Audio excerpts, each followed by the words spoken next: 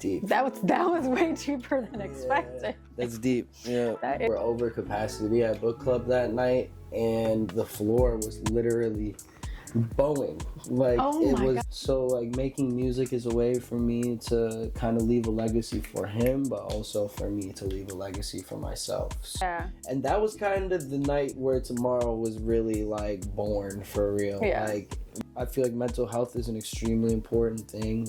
Even, you know, me coming from my background and everything, I take mental health very serious. I opened for Twista and King Louie. That was an event.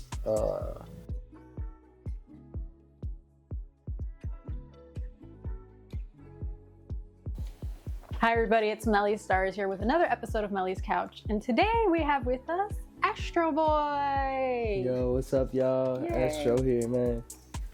So, I like to go as far back as possible. Yeah.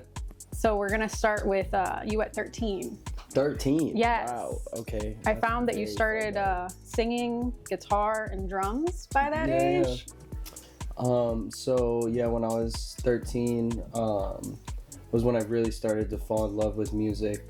Growing up as a kid, my mom was an opera singer. Oh, so I nice. started singing out like way young. I was singing. And then as I started to get older, I started doing more stuff with my church, actually, and singing in church. And then some of my friends that were playing guitar in the band or doing drums in the band or stuff were like, yo, you should learn how to play guitar. So around 13 years old, I picked up a guitar, started playing guitar. And through playing the guitar, I really found out that I was like in love with music, and that like this was something that I really wanted to like pursue and do more. Yeah. So I would say like 13 was the age where my love for music really was sparked. Yeah, for sure. And then Absolutely. you discovered emo rap at 16. Yeah. So like I would say like around 16 was the time when like emo rap started to become popular.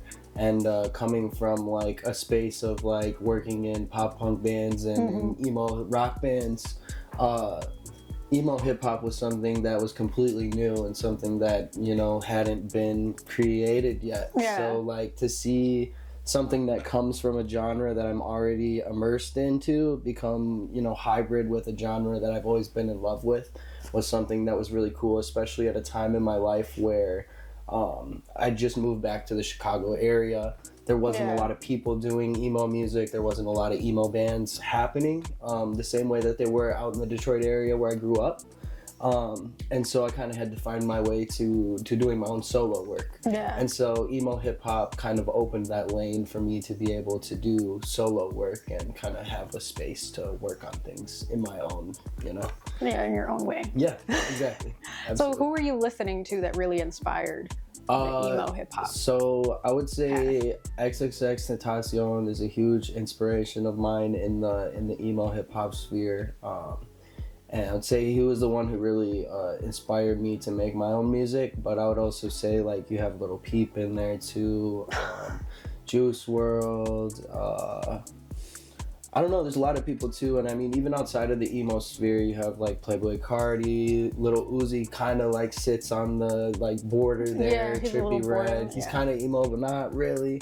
But yeah, like A$AP Rocky, all of those people kind of inspired me in different ways to want to make hip hop music, So let's start with the music, let's get into it. That's it, yeah, absolutely. So first I found you did Changes. I think you were definitely finding your sound on that one. Absolutely. On that album. Yeah, Changes was the first project that I put on all DSPs. I would say it was really like my first full complete piece of work too. But we made that in my friend Tony's house studio in Brighton, Michigan. Oh my goodness. So the whole project was made in my friend's house studio when we were probably about 19 years old.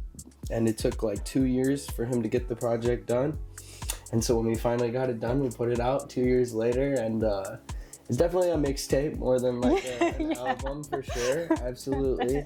And it's definitely like young Astro shit. Oh, for sure. Definitely. Like, it's very listening like to it. Oh my goodness. in the garage, fucking wild, crazy, nothing like what I'm making now, but it's definitely a fun testament to getting started and recording and working on hip-hop music. Yeah. And you know, just the journey to where we are now. Oh, for sure. Mm-hmm. And then I got a couple of bars from, you know, I know it's your beginning, but off of Trip, don't let the drugs get the best of you. Mm-hmm. And then Red Line, running through the city like the Red Line. Yes. So what were those kind of bars inspired by? Okay, well, so the Red Line bar from Red Line was definitely inspired by, obviously, the Red Line in Chicago. And I always just thought that was a fun metaphor. It's like I'm running through the city like the Red Line, like the train that runs through the city. And obviously, you know, we love Chicago. Chicago's where I'm born, and Chicago's where I live now. So, yeah, we talking about Chicago a lot and just showing love to the city, mentioning, you know, specific things about the city, and then trying to come up with cool ways to put things in there that only locals might know and stuff. Or like people are like, oh, that's a cool way to, you know, talk about to like the city. talk about it. Yeah, absolutely. Yeah, so that one's cool.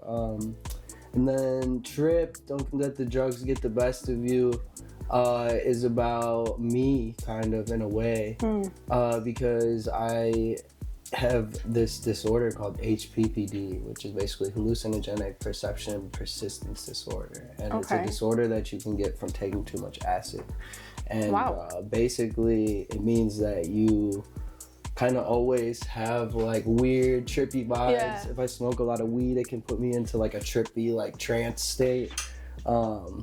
And also it has a lot of correlation to like dissociation and like depersonalization and a lot of those things.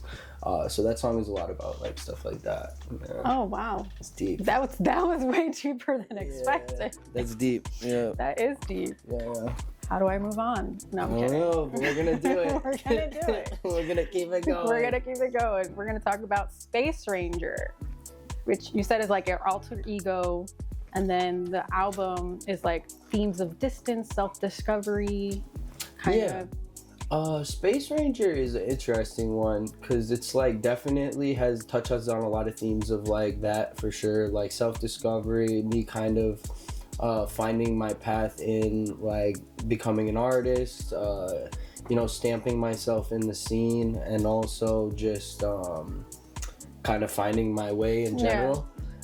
So it's very much about the come up and the beginning days of my space in the Chicago underground scene, and it's also just very much paying homage to like the 2016 era and SoundCloud music and rage culture and mosh pits and all of that. A little bit of everything. Yeah, so you get a little bit of a mix of both too. Like you have some tracks on there like Outer Space that are a little more like introspective, but they're also still like jumpy songs, dancey songs too, but there's some introspective, you know, stuff in there too.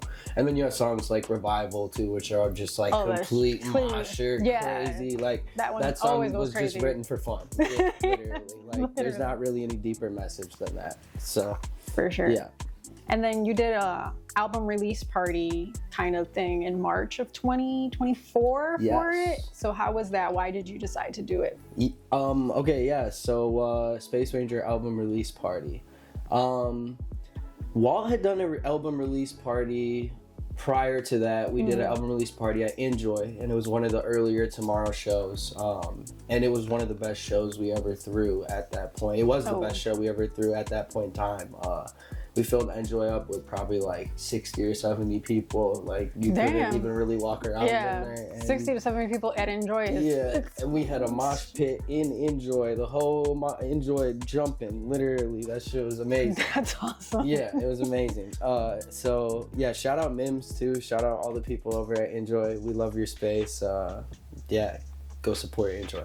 But anyways, definitely go support Enjoy. Yes. But anyways, so we threw that show. It was right around the time that we had released Watch the Moon, and then I was working on Space Ranger during that. And during that time, you know, I was still kind of stamping myself in the scene, meeting people, marketing, trying to figure out, you know, what venues I can tap into, what producers I can meet, like all of these different things. And also just building up the community of Tomorrow as a whole. And doing that, I found Book Club, which at the time was a DIY space above a hair salon, and they could fit about 100 people in there. Oh, wow. And I knew immediately that I wanted to do my show there because they had a projector screen behind the stage. And I was like, I'm gonna create a story that goes along with my album, and I'm gonna tell that story through visual storytelling while I perform all my music. And so Space Ranger was kind of the launch of that prototype of like, we're going to create a whole visual storytelling experience that goes along with the album. And it was super awesome. You know, we were just, it was just kind of the next step in the movement of Tomorrow, the next step in the movement of Ashtroboi. Yeah, and we definitely, I think we're over capacity. We had Book Club that night, and the floor was literally bowing. Like, it was like freaking bowing up there. Like, Juno was stepping away from the floor because the floor is gonna break type shit from people jumping and going crazy. That was the first night I ever did a stage dive. That was a special day. That's awesome. Yeah, shout out Space Ranger. That was my first love child as far as like albums goes. You also dropped Space Ranger Cereal Collector's Edition, your Astros. Which I was gonna bring a box today, and I forgot them. But please go on www.ashtroboi.com and pick up a fucking box of Space Ranger cereal because it's awesome. Because it's awesome. It's a box of cereal. Yeah. You know, obviously it has me on the front of the box. Maybe Melly's editor can put a picture of them in. I don't know, or I'll just look like an idiot. Literally. But yeah, it's got my album artwork on it, and then it includes a Big Red Boot keychain with a USB drive that has the Space Ranger album on it. So you get a collector's item, which is a cereal box, and you also get a free album that comes with it. So it's almost like a physical release. Yeah. But the weirdest physical release ever. Yeah, I was about to say, why cereal? Cereal, probably because like I grew up on cereal for sure. Like, I mean, I feel like everybody ate cereal. Though. Yeah. I mean, we're 2000s and 90s kids. Like, we ate cereal with like Tricks and fucking Lucky Charms with all the cool characters on them and shit. So like, I don't know, I just wanted to do something unique and different than what other people were doing, because like everyone can sell a CD, everyone can sell a USB drive, but to like come up with something that touches on people's nostalgia and also like just is like a unique, cool thing that can sell your album in a different way. You know what I mean? Oh yeah, for sure. So yeah, I guess the cereal is just a testament to my love for that era and for the Saturday morning cartoons vibes and everything. But yeah, I hope people fuck with it and I can come up with more cool new ideas to sell albums in the future, because there's definitely more coming. So stay tuned for weird future album release items. Album release items. I like that. I like that. So now we're going to dive into the album. Absolutely. I wanted to talk about Astro because it took you like 2 years to make that song. Yeah, well, okay, so it didn't necessarily take me 2 years to make it, but I think I wrote it like 3 years or a year before I recorded it, and then I finally recorded it, and then I didn't like the first version of it, so I recorded it again with somebody else, and I didn't like the second version of it, so I recorded it again with somebody else. And then the person I ended up recording it with, his name is D-Rail. Shout out to D-Rail. He's one of the first people I ever worked with in music. Nice. And probably the first like real recording studio that I ever recorded a song in, where I was like, damn, there's like some real professional shit going on right now.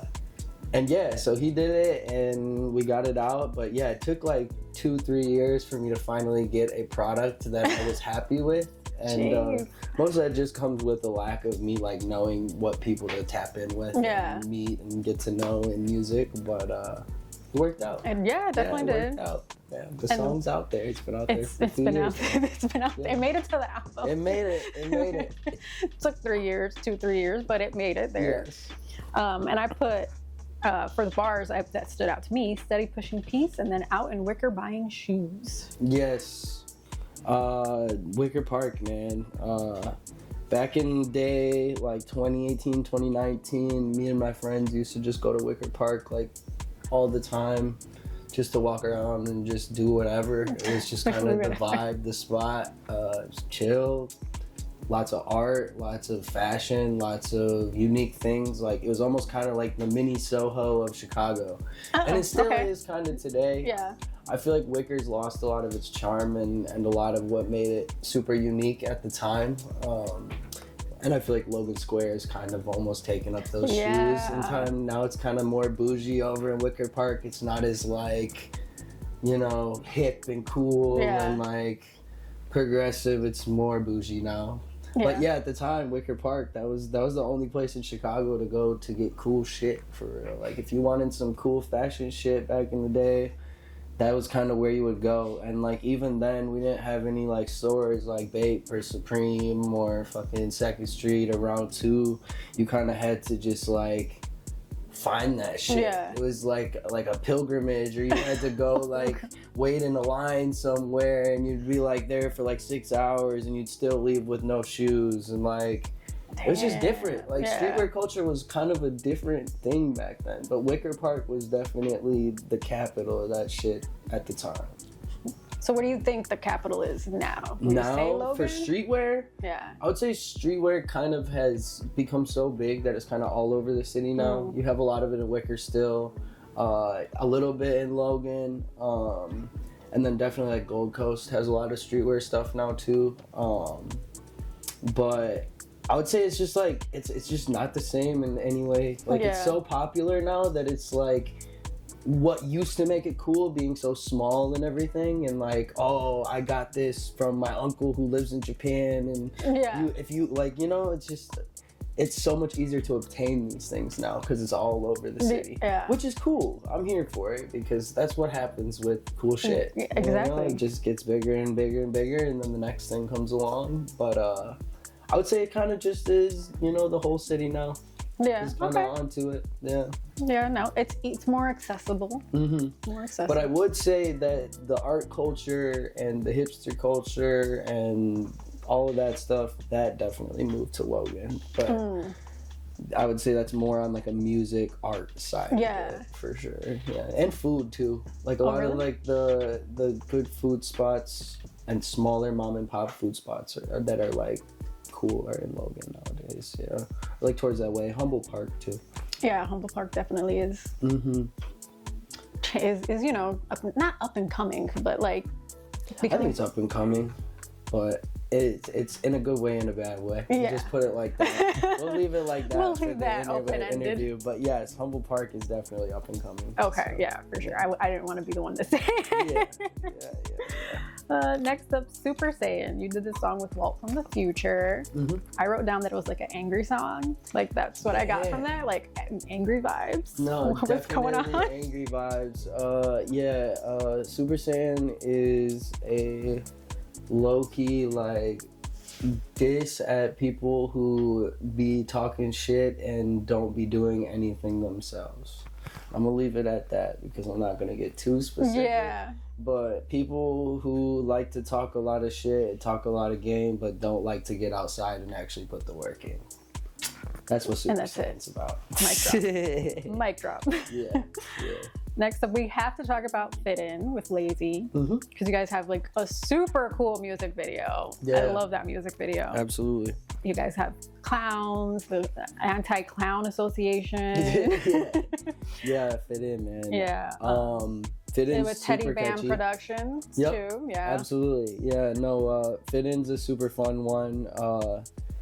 It's cool because Nasty produced that, who is one of my engineers. That was probably the first time I ever rapped on one of his beats before. Oh shit! Okay. And like when I first played it, I like immediately was like, oh, this gotta have some like something that people can sing with and stuff. So that was cool. And then it ended up just being a hit at shows and everything. People sing along with it and everything. But yeah, I mean, we ended up doing the video with Teddy Bam, and Teddy Bam is my buddy Keyston and a bunch of his buddies from film school. And Keyston is someone who I knew in elementary school back in Detroit area. Oh, wow. Yeah. Okay. And then we didn't really talk for like 10 years or so. And he ended up doing short film festivals and stuff like that. And I noticed through another friend who was like, hey, did you know that Keyston is doing this now? And like, you should check it out. And I ended up checking it out, really liking the work that he was doing. And I was like, hey, bro, like, we need to get you out here to Chicago. We need to work on a music video out here. And so I sent him like 10 songs or so, and that was the one that they liked. And, okay. We were just like kind of brainstorming, trying to come up with ideas, and I kind of let them take a lot of creative liberties in like coming up with the storyline and the idea of the video. And that's what they ended up coming up with, was like the clown thing, because I think it talks about like looking like a clown in the video or something. But it was kind of more of a metaphor for just like being different, literally, and like not really fitting in with the people around you, or people like not really understanding what you're trying to do or portray yourself as. And so I really liked that idea for that reason. Shout out to, I think Daniel came up with the idea. Shout out Daniel. Shout out Daniel. Very good idea. Yeah. But yeah, super fun video, super fun song. It took us like 3 days to shoot it. We shot it out in the West Loop, and like, I just remember it was annoying as fuck to get all that face paint off my face with like no like bathroom or anywhere to go. Like, I was like going into a random bar just to like wash face paint off my face. Fucking embarrassing as hell. It's like walking into a dive bar full of like 50-year-old men watching sports, and I just have like clown makeup on my face. That's hilarious. Yeah. You probably made their day. Oh, I'm sure it was great. Yeah. No, and it was funny too, because I probably walked out the bathroom and was like, so are the Cubs winning right now, or what's going on? That's hilarious, having a conversation about the Cubs in clown gear. Yeah. Fuck it. Why not? Yeah, right. Another Teddy Bam production was Revival. That music video? Yeah. Revival was also a Teddy Bam video. Keyston did that one solo dolo. Flew him in from Kentucky, because they were in Kentucky no, not Kentucky, Oklahoma. I'm sorry, they were in Oklahoma at the time. And so he flew out, and the album had already been out for probably about a year at that time. And so that was kind of almost like the anniversary. We were gonna make the Revival video. Revival's probably the most popular song from the album too. And fun thing about Revival is that me and my friend Cheat Code, he's a producer, Kodeski, we used to work at a pizza place together before I started doing music. And like one day we just like randomly found out like, oh, you work on music? I work on music too. Like, you're a producer? No way, we gotta work on music. So like we started like low key working on music, and he produced all the Changes album low key too, because we were kind of just figuring things out at that time, but we were trying. We were like doing our best. And so basically he was working with me and then another friend, Kari. And Kari's the feature on Revival. So when he showed me the beat for Revival a couple years down the line, after we've already been doing a bunch of music and stuff for a year, whenever it was, I was like, yo, we got to do this one with Kari. And then there's also another producer, Tsunami Smizzy, on there too. So shout out to him too. But I was like, yeah, the three of us, we got to get on this, get this shit together. Figure it out. This, I mean, it's meant to be. Like, we've been doing this shit for, so long now. So we finally did it, and the song turned out awesome. Had to get the video in, and we just absolutely trashed the house for the video. Like, I was going to ask about that. Yeah. Because it looked like a mess. Yeah, no, for sure. I ordered like 10,000 Monopoly dollars or something like that, like in just like a giant cardboard box full of Monopoly dollars. Oh my gosh. And like 20 boxes of cereal. We're just throwing cereal and Monopoly dollars and all kinds of shit all over the house. How long did it take to pick up? Good day. Good day. Yeah, it took definitely a day. Like, I will say, like, I still find Fruit Loops underneath shit randomly. Like, I'll be like, oh, there's a fucking Fruit Loop here. That's funny as hell.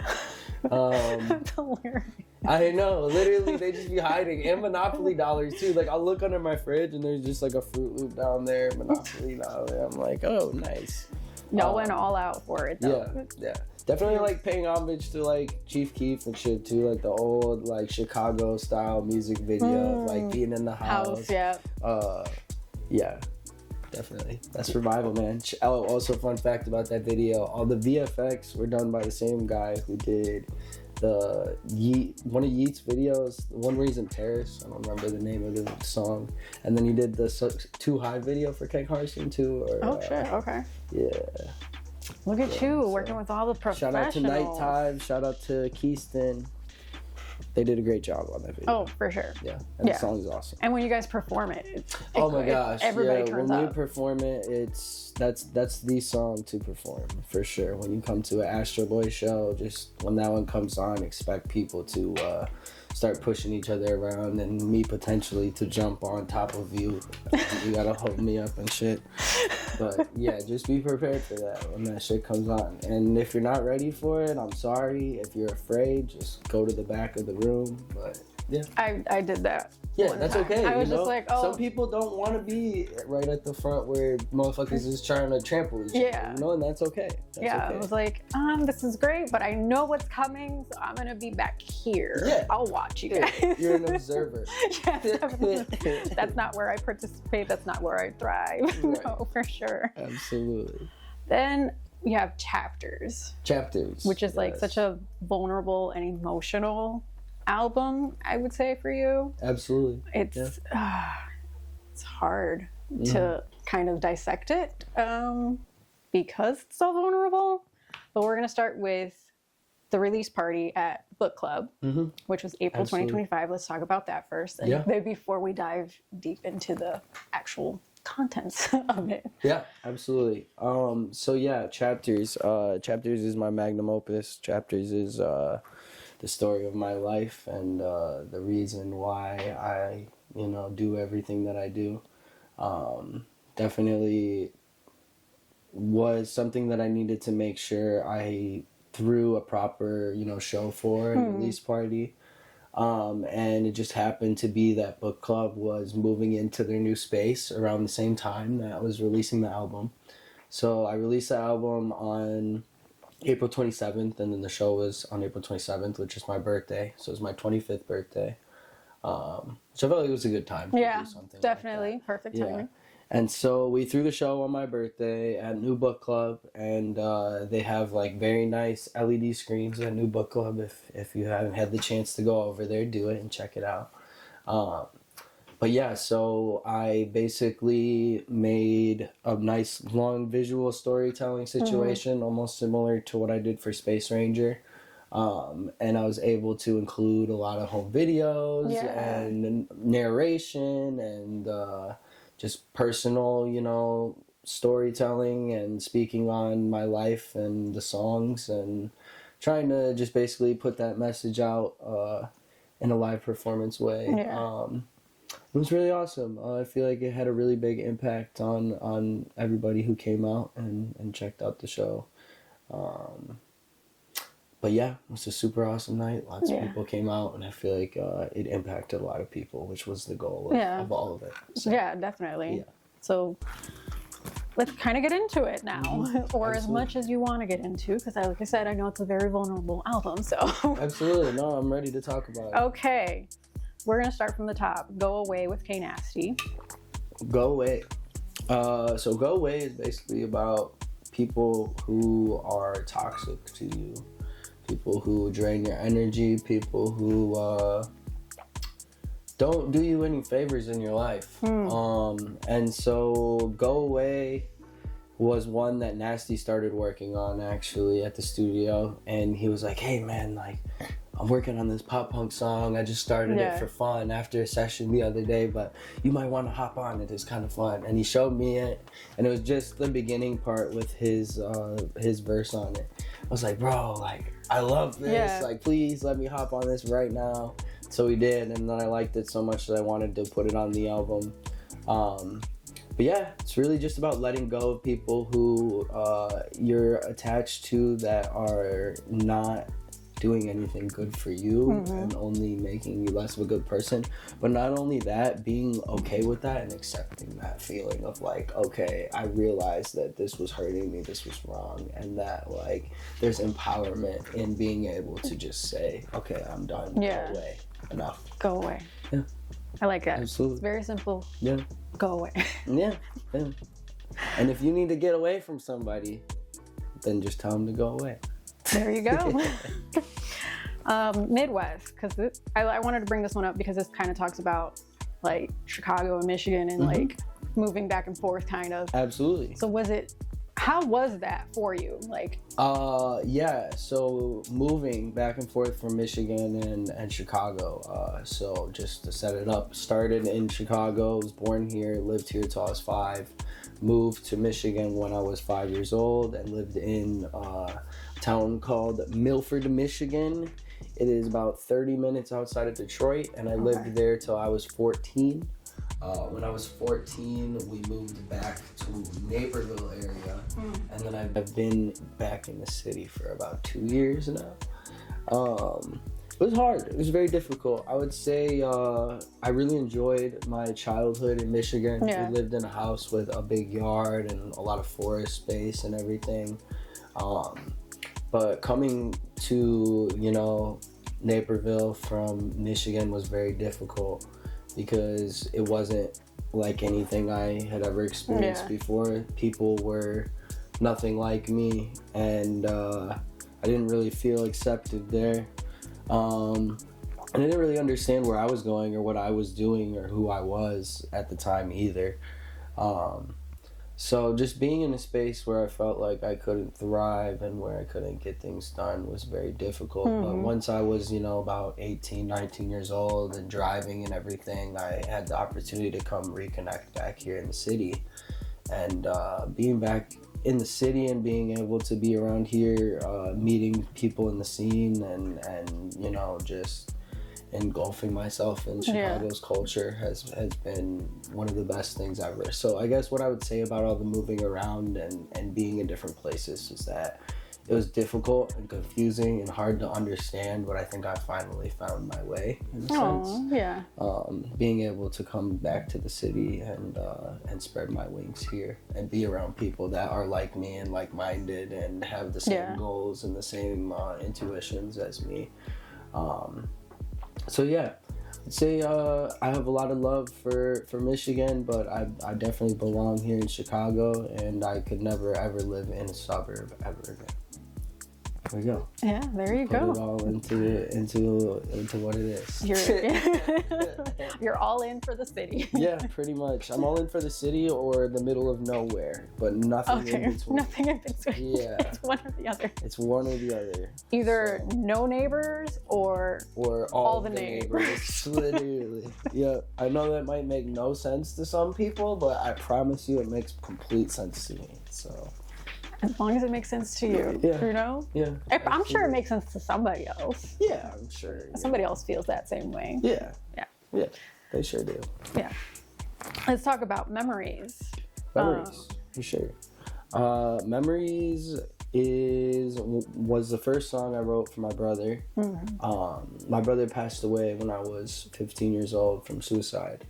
And so I really started making music because of him and kind of just like, my brother didn't really get a chance to leave a legacy behind because he was so young. So like making music is a way for me to kind of leave a legacy for him, but also for me to leave a legacy for myself. So like going through that experience and dealing with that was really the reason I got into all of this in the first place.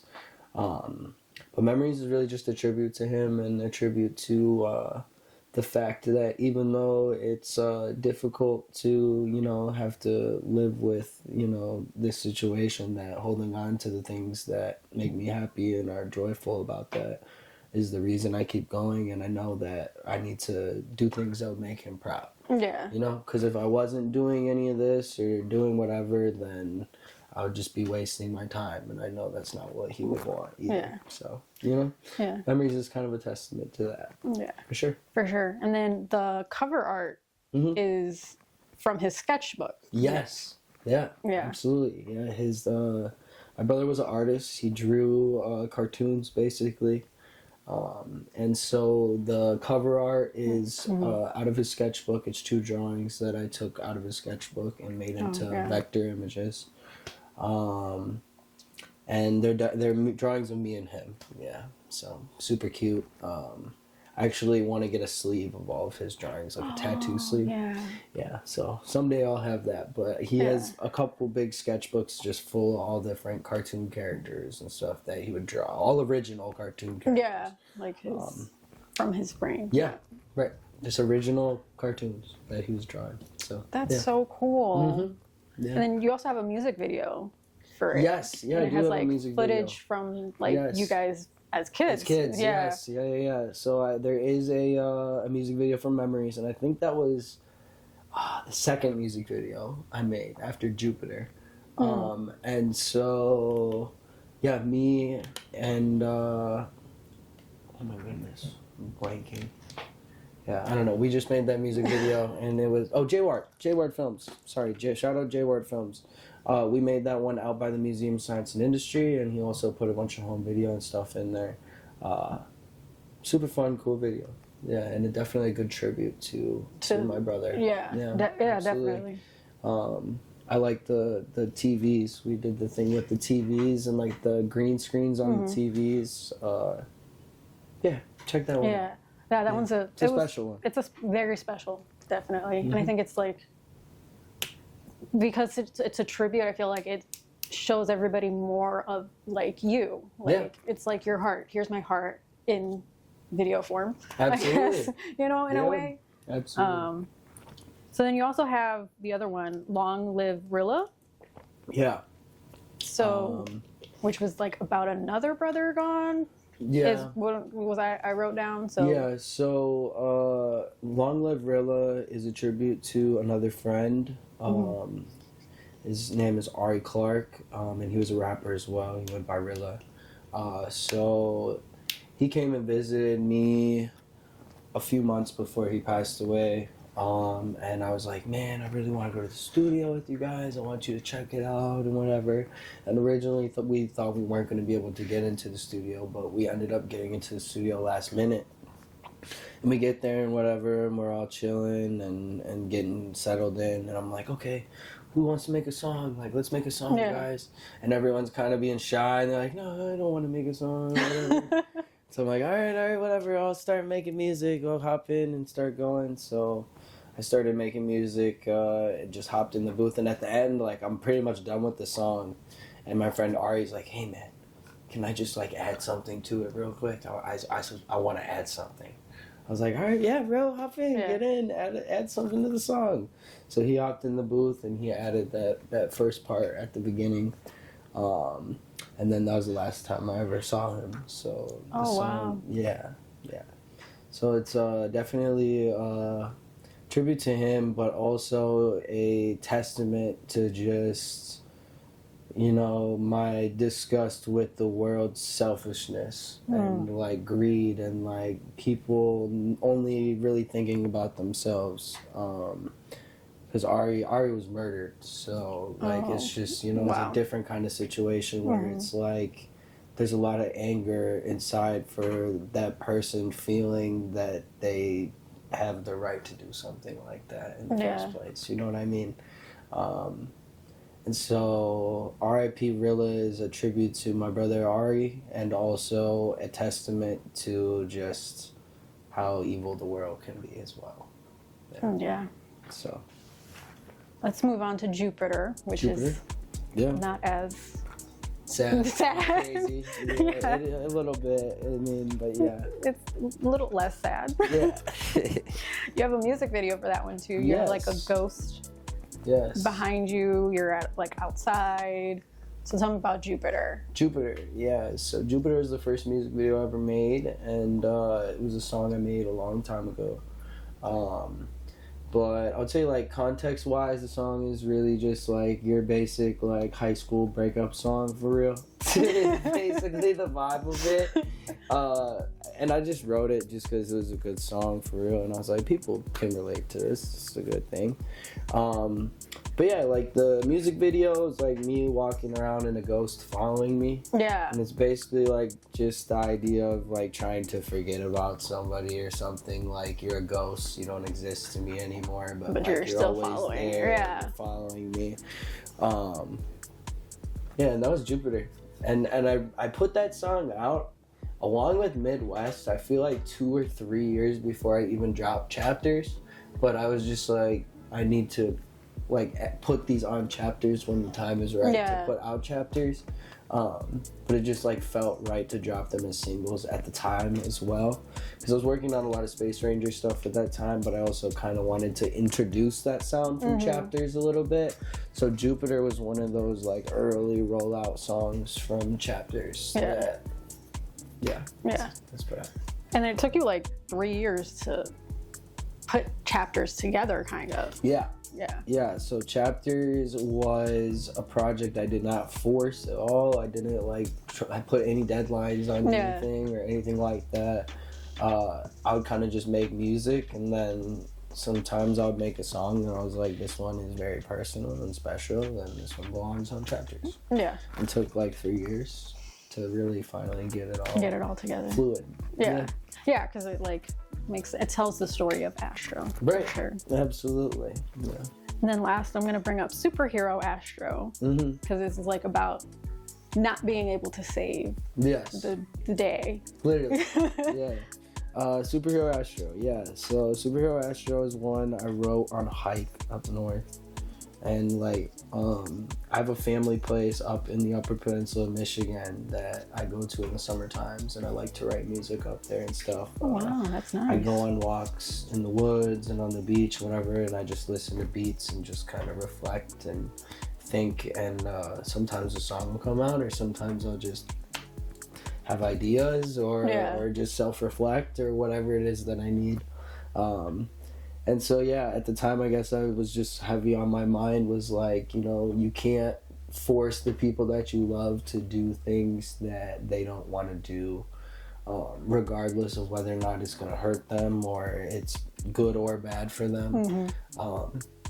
You can try to give them all the resources, you can try to show them, you can try to help them through, but it's 100% up to them to make those decisions to do those things. And sometimes they will and sometimes they won't, but just like kind of coming to that place in my life where I realized I had to stop trying and let go with certain people because it ends up hurting you more than it hurts that person.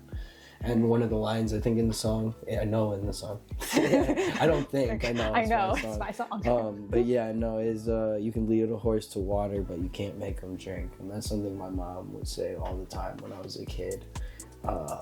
It's very true. Yeah. Very, very true. Oh, definitely. Yeah. Very true. Yeah. Now let's get into just singles, features, you know, other stuff that's not on an album, but you've worked on. Absolutely. Let's Go with David Silk. Silky smooth. Yeah. Yes. You guys have a music video for this one too. You're like outside by the dock. Yeah, Let's Go. Yeah, no, Let's Go with David Silky. I don't even know exactly when we made that one. Oh my god. But like we would just make music together. Like every week we'd go to the studio and just make a song, and then that one was really good, and we were like, let's put this one out. It was fun, it was dancey, it's just a vibe. So that was the first one we put out, and to be honest, there's gonna be probably a lot more songs coming out from me and him, because we just have so many of them that we're sitting on. But yeah, Let's Go is just it's just a vibe. It is a vibe. Song. It's a vibe song. Go listen to it. That comes on at the show, like you're dancing, you know, like it's a vibe. It's a vibe. Yeah. Definitely. Not much else to say about that. I mean, I guess what I will say is Dave, I've known Dave since high school, and when we were in high school, he was rapping then. And I wasn't, because I mean I was, but I didn't know how to like get into a studio or like go to a show and get booked or things like that. And he was doing all of those things, so I just like remember in high school being like, that motherfucker's cool as hell. He's the coolest motherfucker in the world. He is cool though. He's got such a cool vibe, like a chill. I wasn't wrong. I'm not saying I was wrong. He is cool as hell. But like, yeah, it's just funny to me, and really cool that we still work together to this day and everything. And like, yeah, it's fun. Yeah, definitely. Another fun track, Lost in Space with Nico Suave. Yes. Yeah. And the music video was like one of my favorites. Yeah. Honestly, I love the whole like arcade vibes. Totally. For sure. Totally. Yeah. Lost in Space. That was like off Suave's first project. I think that's on Roadrunner. Once again, Teddy Band Productions. Keyston did that one. Yeah, that's a fun one. We filmed that at Galloping Ghost in Brookfield, and we called them the day before, and we're like, hey, can we film a music video at your guys' arcade? And they were like, yeah, that's fine. And then we went there, and we were like, hey, you guys told us we could film a music video here yesterday. And so we were like, okay, cool, have fun, and let us in. And then the manager comes in at the very end and was like, you guys aren't supposed to be filming here. We're like, we got permission like 3 times to film in here. What are you talking about? But we were already done with the whole video, so it didn't matter anyways. But yeah, super funny fact about that video. But yeah, we had a lot of fun shooting that in the arcade, and shout out to Nico Suave. Shout out Nico Suave. He's really taking off right now too. So I'm excited to see the growth keep growing. Keep on going up. Absolutely. Shout out Nico. Shout out Nico Suave. He just works so hard. He's always doing something. Yeah, no, seriously. Like either dropping, performing, every day. Like every day. Hey, if you're not working every day, you're not doing your thing, Nico Suave is gonna outrun you because he's working harder than you. He's working harder than me. He's working harder than me, I think. Next up, Gaslight. Gaslight, really old song. Yeah. Gaslight is about alcoholism and people getting lost to alcohol and like drugs too. Like just people who have completely become different people because of substance abuse, which is really sad. And that is sad. We've all lost at least 1 or 2 friends to substance abuse, whether they're, whether we've lost them like for real, like they're no longer with us because of that, which is the worst case situation, or just like they're not themselves anymore. Yeah.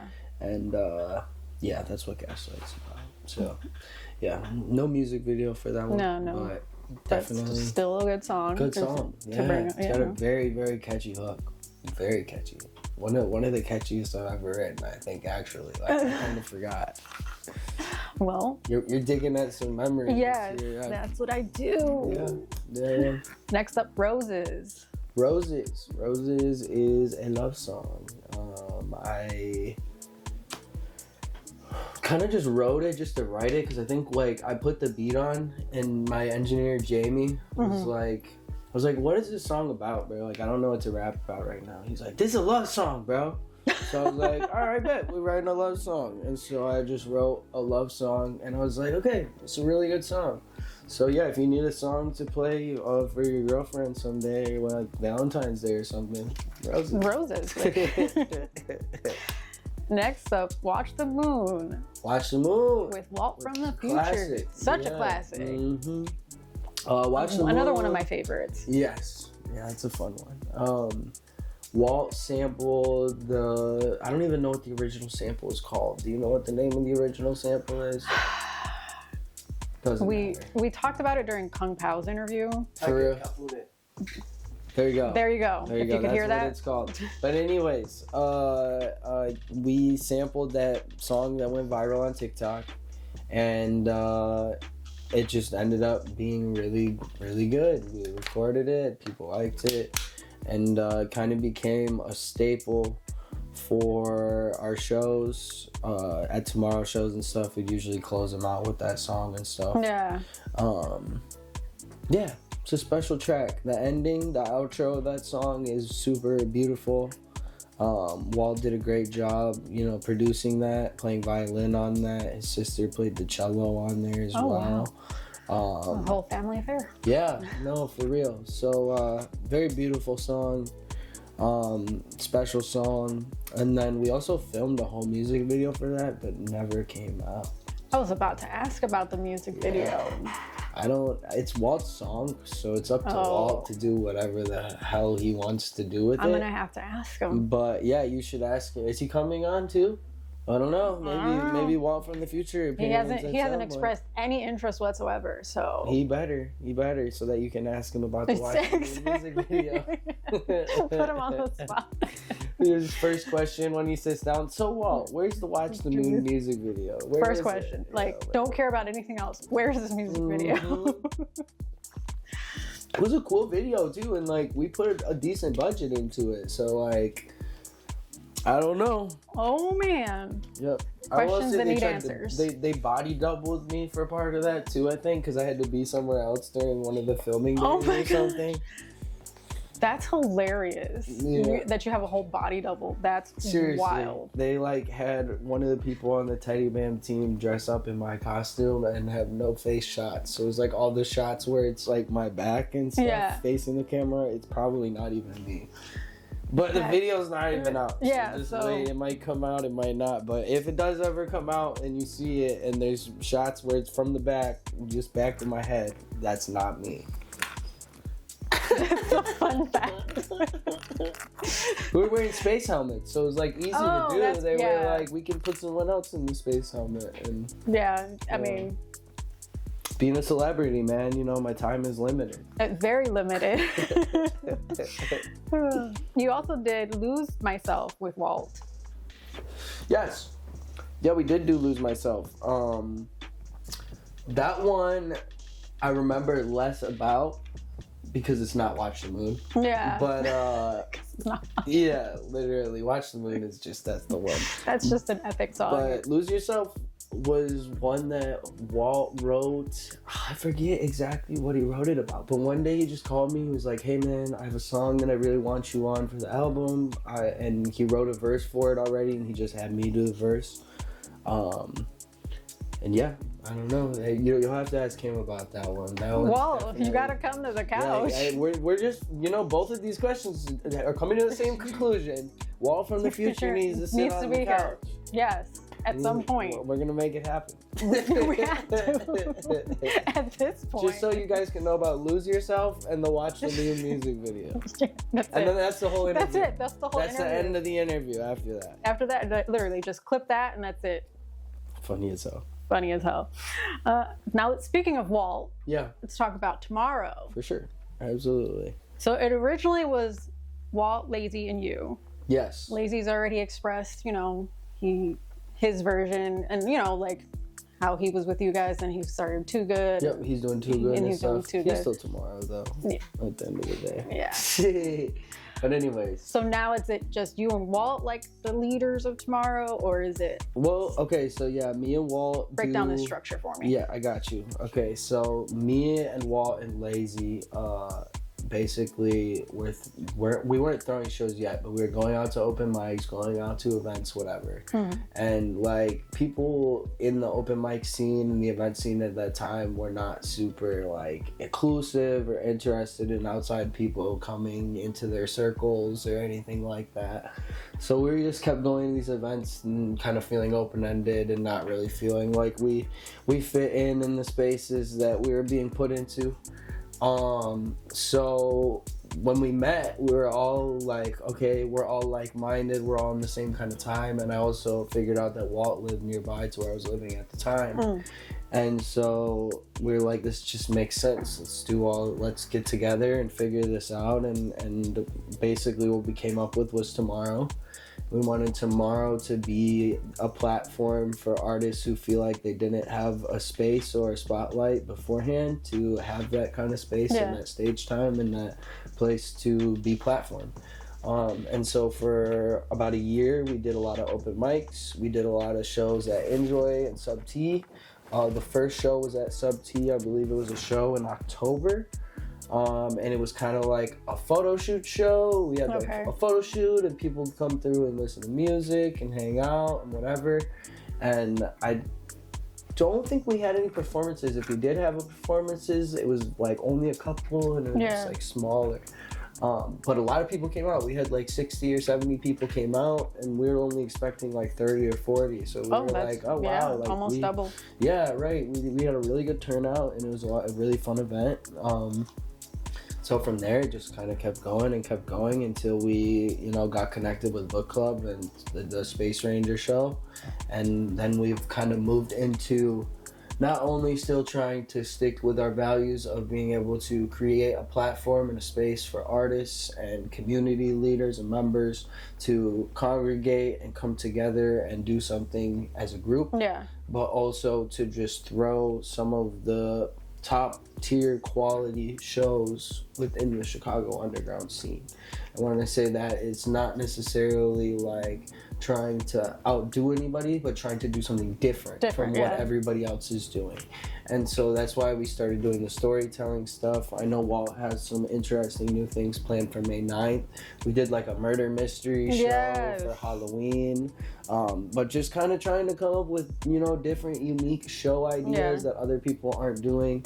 And also just trying to, platform and work with artists who have similar visions to us and trying to create more positive, inclusive space for all of us in the underground. Oh, for sure. Yeah.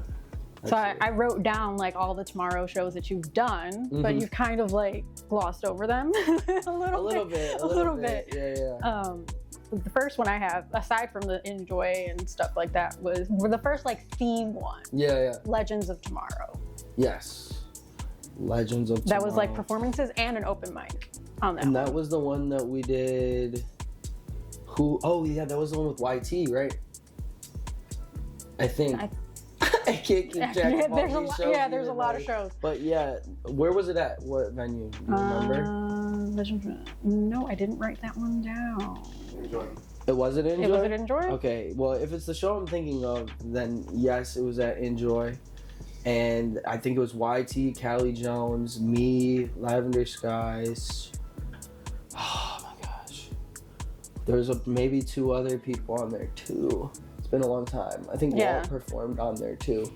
But yeah, that was probably the first regular Tomorrow show we threw. You're right. That was like the first show we threw with performances. Because the first one we threw, like I was saying, didn't really have any performances. That was the first one we threw with performances. And a lot of people came out to that one. We packed out Enjoy for that one. I think that was the event right before Walt's release party, but that one was crazy too. Yeah. And that was kind of the night where Tomorrow was really like born for real. Yeah. Like the energy in the room was nothing like the energy in any other show that anyone had been to in the underground scene beforehand.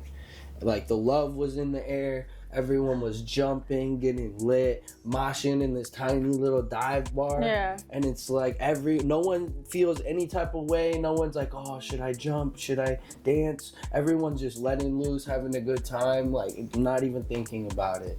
And like, that was an amazing feeling for real. Like that first time it's like, wow, like this is what we've been searching for. Yeah. And it's like right here in this room right now. And then it's only just become bigger. Yeah, bigger. Like I'm talking, we had businessmen who just came in for a drink at the end of the night after their day, like dancing with us. Like I'm so serious. Like there's like, it was crazy. That was a great night. That was awesome. Yeah, because my next one was Walt's album release, but we talked about that. Then you did a Tomorrow show at Sub T, but didn't have like a name on it. Yeah.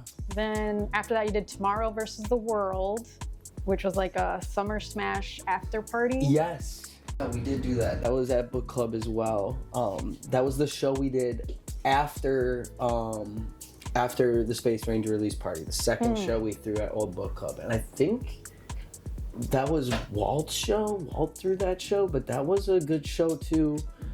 It was a little difficult competing with Summer Smash in a sense. You weren't really competing with them, but it was like hard trying to get people to come all the way back from Summer Smash. But it ended up working out. We had about 100 people there, and that's a decent amount of people coming. Yeah, it was a great show, especially for Old Book Club. That was a good turnout. Yeah. Then you had Tomorrow Night Live. Yeah. Okay. Yep. That was next. Mm-hmm.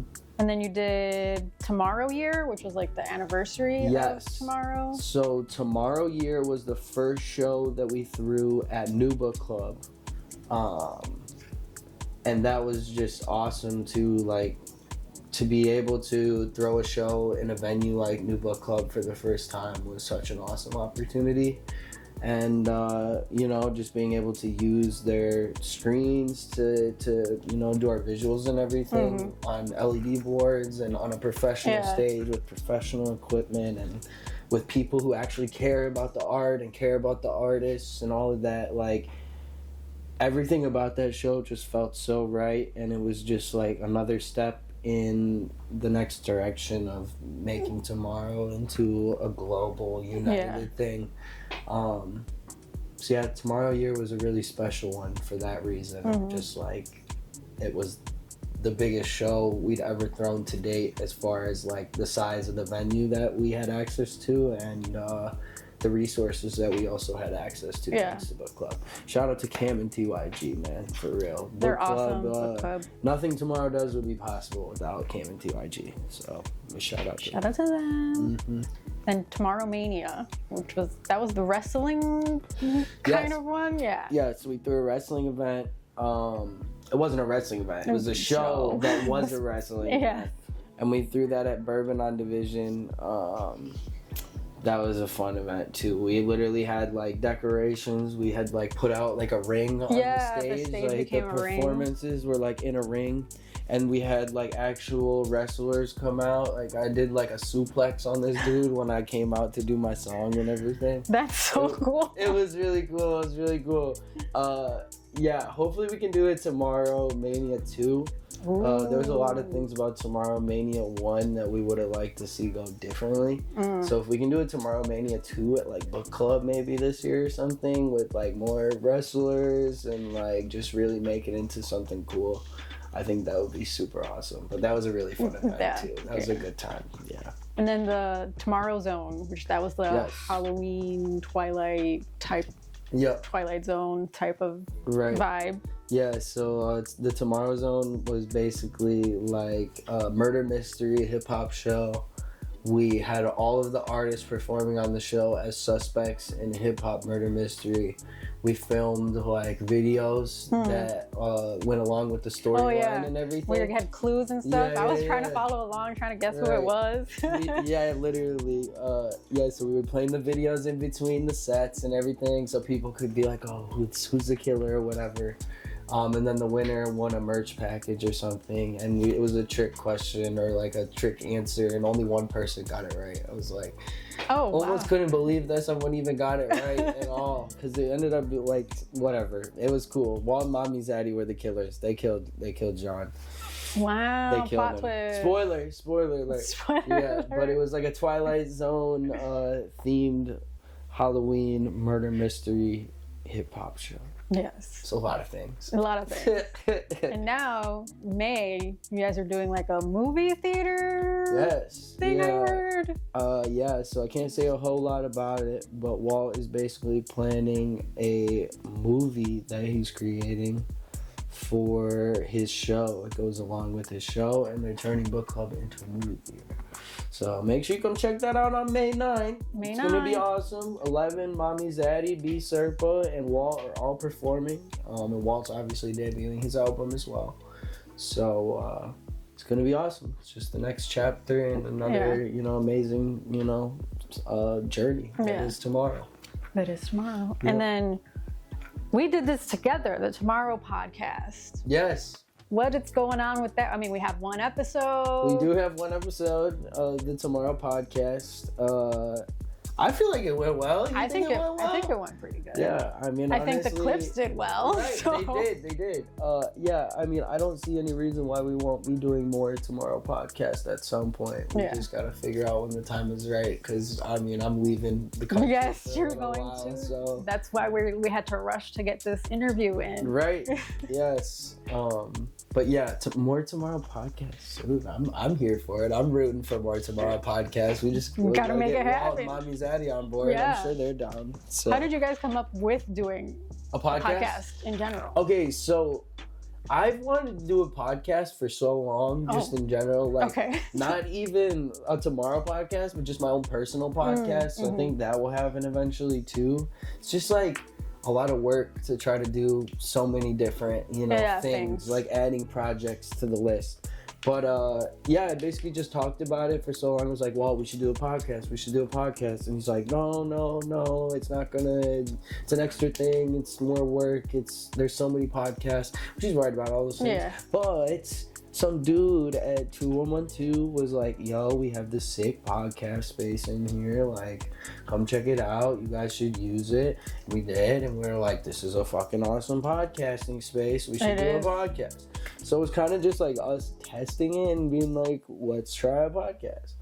But we can use that space anytime we want again. Oh. And so why not? Like, yeah, we should Do you just guys get to want it. more podcasts? Put it in the comments down below. First of all, go watch the first episode if you haven't watched it already. And second of all, let us know if you would watch more Tomorrow podcast. Yes. You guys are going to determine whether we continue a Tomorrow podcast. Sure. Yeah, let's let them decide. Let the people tell us what they want. And then you also have under Tomorrow the Open Mind Express, which is every Monday. Yes. Open Mind Express. Open Mind Express has been a really cool and different thing that we've been doing from what I feel like a lot of other people do. But it's a mental health circle is kind of what I would call it. Basically, people can come that are in the art scene and photography, videography, any part of it, not just music, you know, and kind of have an opportunity to sit in a circle with other like-minded people and just talk about anything that's, you know, on their mind, whether it be things that are bothering them or stressing them out or causing anxiety, or even like things that they're happy about or proud of that they want to just talk about. So like that's been super cool. Just, you know, I feel like mental health is an extremely important thing. Even, you know, me coming from my background and everything, I take mental health very seriously. So having a space for artists to come and be vulnerable and to let go of things and be around people who can let them know that, you know, they're not alone in their journeys is a beautiful thing. Oh, definitely. And I definitely would recommend, if you're an artist or a creative, that you come check out Open Mind Express. It's every other Monday in person at 2112, which is a building. Well, it's in Fort Knox. It's in the same building as Fort Knox. So, yeah, come check it out if you're free and that sounds interesting to you. Yeah. Definitely check that out. And then we're going to talk about like other performances that I found that weren't Tomorrow related. At least I don't think they were. For sure. Yeah, there's a lot of them out there. Culture Jam. We did it Culture twice. Jam. Whoa. Oh. Talk about some shit. Yeah, 2022, 2023. All right, so first Culture Jam ever was the very first show that I ever attended in the Chicago underground scene. KP, Kung Pao, was like, yo, let's go to the city. They got music shit going on. And he kept asking me for like 2-3 weeks. We're recording in my basement like every day. I was like, no, I don't want to go to the city. I don't want to go to the city. No, I don't want to go. And then one day I'm finally like, fuck it. Let's go. We'll go to the city, bro. And so we go. And it's Culture Jam. It was Concept's event at the time. Shout out Concept. And he was doing them like every so often. But yeah, that was the first show I ever went to. There was a ton of people there, and I was like, wow, this is like a really big thing, and you can just pull up to something like this and meet other creatives and whatever. And I just had no idea, seriously. So that was the first show I ever went to, and then I think I performed on the next Culture Jam, which was at like an art gallery or something. And I think that was my second performance, because we actually did do a performance at Tribe House before that. But yeah, the Culture Jam one was my second performance. And then he did do a third one that I think I performed on too, and that was at Royal SNA Skate Shop, I think, in Hermosa Park. Oh, wow. Yeah. Okay. Oh, yeah. But those were cool events, man. Throwback, for real. Yeah, he doesn't do those anymore. I wish he did. Those were fun events. Definitely. And then I found that you went on your first tour in 2023, or you're going on a tour? Yeah, no, I went on a tour. My engineer Nasty is in a band, Mass Attack, with his buddy George. Shout out both of them. And basically they needed some opening artists to come on tour with them. So they asked me and they asked David Silk, who we talked about earlier. Yeah. And we went on a short little Midwest tour leg. We rented a van and we went to Indianapolis and Cincinnati, and we went to Bloomington and Cleveland and Detroit, and then one show back in Chicago. Oh wow, yeah, you guys hit quite a few Yeah, cities. Yeah. we did a nice little Midwest leg. It was a lot of fun. Yeah, it's a good time being out on the road working on music. It's really different than what you expect being on a tour, like as an independent artist, like funding it yourself. It's fun. It's really fun. It's like a road trip, but you're also like working on your music at the same time and like performing and meeting people in other cities. So if you have the opportunity to go on a small tour, do it. Don't underestimate it. It is a lot of fun, and it's an adventure. It's an adventure. It's an adventure for sure.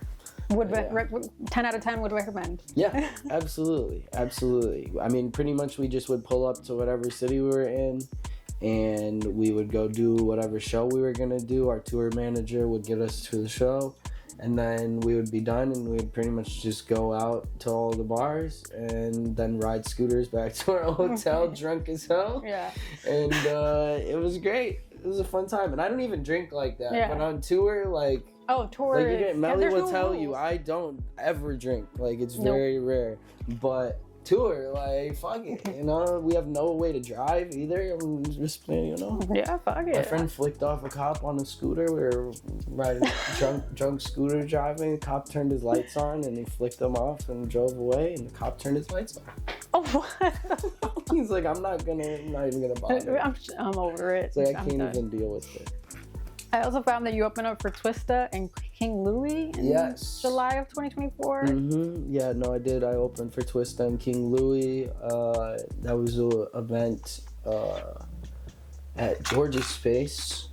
That was a cool experience, man. Twista and King Louie are some Chicago legends. So to be able to open for some people that are very, you know, stamped up here in the city, it's pretty awesome. Yeah, and pretty honorable for sure. Shout out Twista and King Louie, and that was a fun experience. No, for sure, definitely. I can imagine. And then you did same month Fun Day Festival, or was that?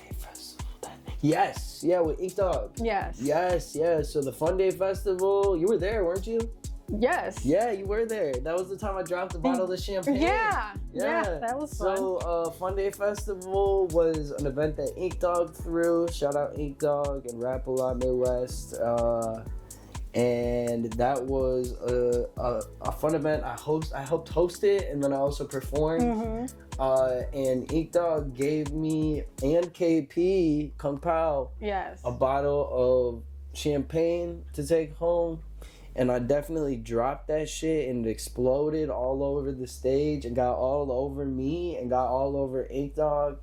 And I felt like a massive dumbass, but it went viral online, so it doesn't matter. It went mini viral. Yeah, it definitely went mini viral. It worked out for me. Because like, the way that you guys did it in that moment. Yeah, it was like the in that moment, he knew he fucked up. I did one of them, and the champagne blew up.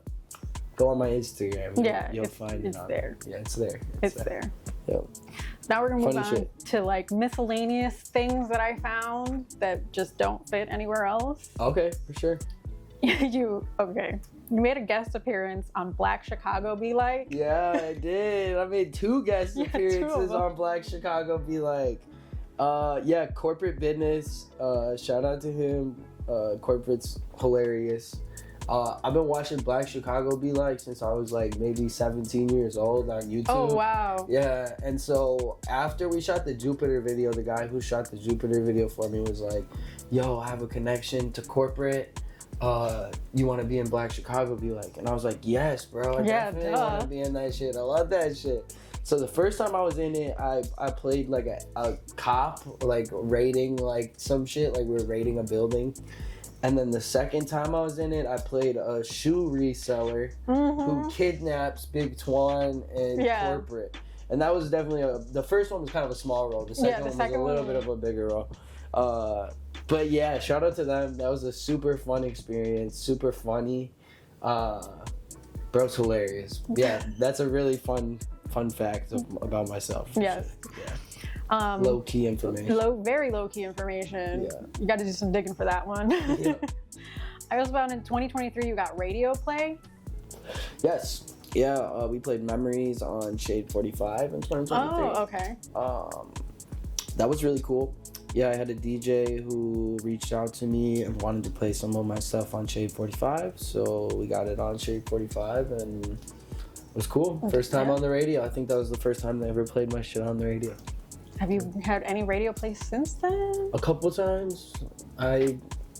Yeah, not as big of a deal though. Yeah, not as big of a deal. I don't really be like putting that shit out there the same way anymore. But like there was a radio station in like Germany that was playing my shit for a while. Okay. And I got like a 10K plays on one of my songs in like Germany or something like that. But that's the only other time I've been on the radio.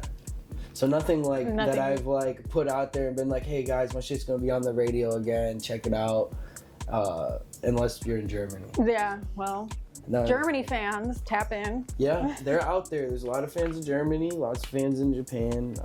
I be paying attention to who be listening to my shit, but there's lots of international listeners. International listeners. And Japan's about to be experiencing me very soon. Very so soon. If you're an international listener in Japan, get ready. Get ready. Yep.